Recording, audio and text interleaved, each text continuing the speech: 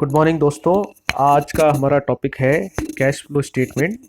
और cash flow statement का हम इंट्रोडक्शन पार्ट स्टार्ट करेंगे। ये हमारा कैश फ्लो स्टेटमेंट के ऊपर सबसे पहला वीडियो है, इसीलिए आप ध्यान से देखिए, क्योंकि इसमें हम कुछ बेसिक्स जो हैं कैश फ्लो स्टेटमेंट के वो डिस्कस करेंगे।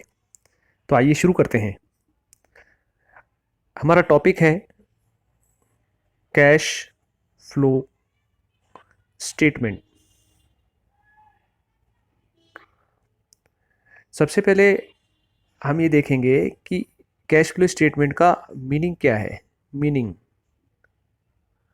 इसके लिए ये जो कैश फ्लो स्टेटमेंट वर्ड दिया गया है, 3 वर्ड दिए गए हैं, इनको हम कोडिफाई करेंगे, कोडिफिकेशन करेंगे। सबसे पहले हम लिखेंगे नंबर 1, नंबर 2 और नंबर 3। यहाँ पर सबसे पहला वर्ड है स्टेटमेंट, तो हम इसको उठाएंगे और लिखेंगे the statement which shows flow of cash and cash equivalents.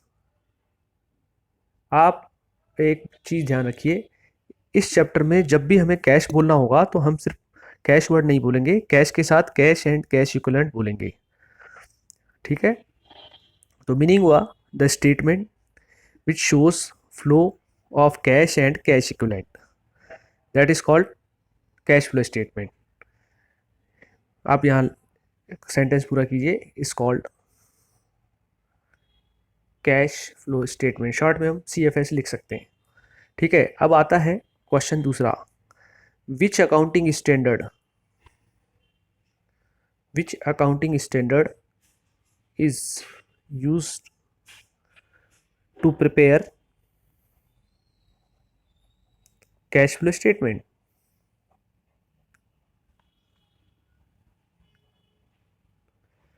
अब इसको याद करने का बहुत आसान तरीका है।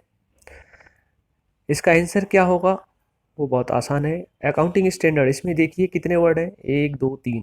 तो अकाउंटिंग स्टैंडर्ड 3 जो है वो हम यूज़ करते हैं।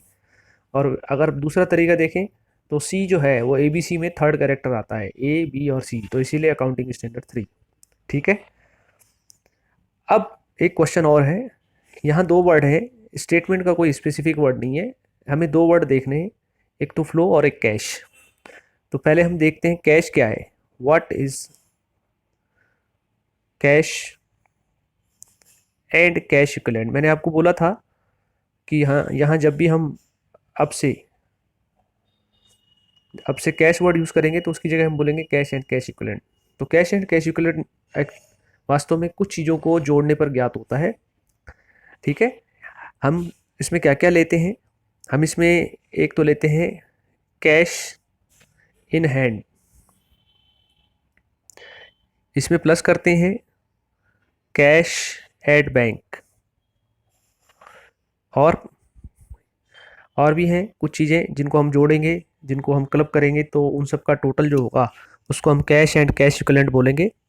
इसमें आता है cheques and drafts in hand.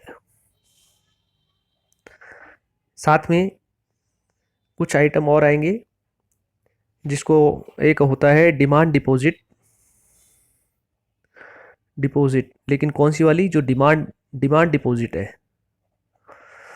ठीक है, एक और आइटम आएगा जिसको हम बोलते हैं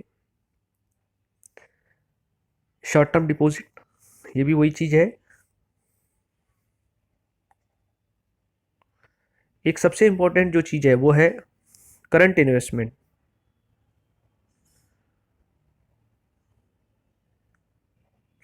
इस करंट इन्वेस्टमेंट का एक और नाम है, इसको बोलते हैं शॉर्ट टर्म इन्वेस्टमेंट।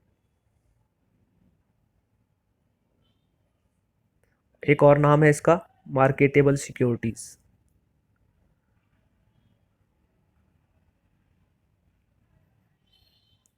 अब प्रश्न आता है कि मार्केटेबल सिक्योरिटी का क्या अर्थ है। Current investment, short term investment और मार्केटेबल सिक्योरिटी का क्या अर्थ है। तो द सिक्योरिटीज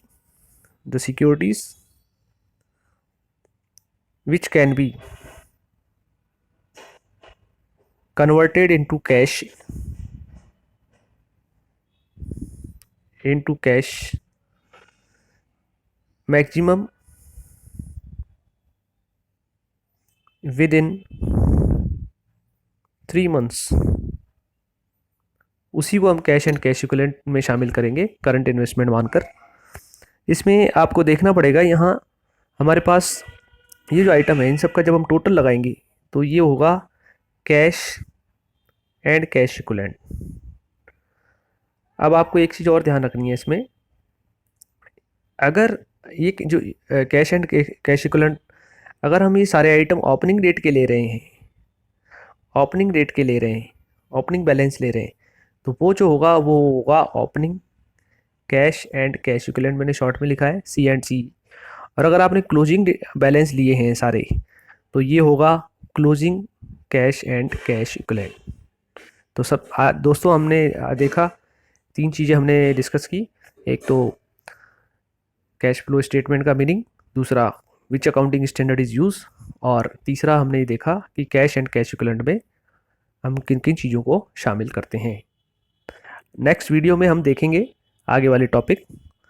वीडियो देखने के लिए धन्यवाद। अगर आपको वीडियो पसंद आया तो इसको शेयर कीजिए। धन्यवाद। बाय।